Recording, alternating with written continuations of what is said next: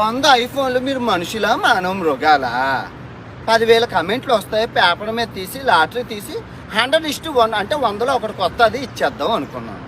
ఎప్పుడైతే 1,00,000 కమెంట్లు దాటాయో మా ఫ్రెండ్స్కి ఫోన్ చేస్తున్నారో మీరు కూడా పేపర్ మీద రాయనరా, నా వల్ల కావట్లేదని.